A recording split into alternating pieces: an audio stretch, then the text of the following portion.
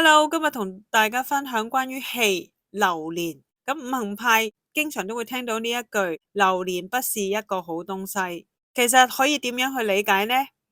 點解流年我哋唔可以相信佢呢？主要嘅原因就在於流年會受到流月嘅控制，從而導致流年呈現出唔穩定嘅狀態。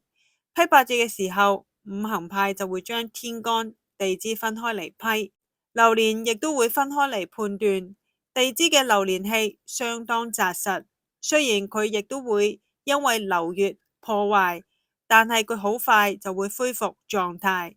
相反，天干嘅氣一旦被流月破壞，就好難恢復，因此佢就會導致氣嘅唔穩定，所以流年處於一個非常之起伏嘅狀態。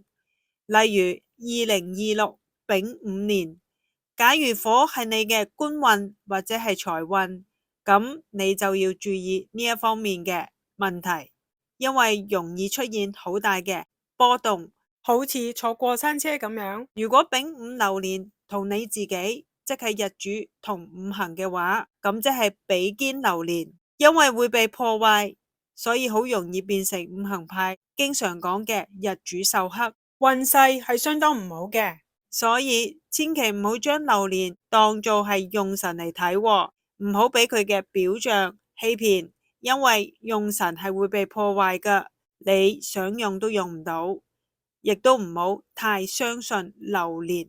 拜拜。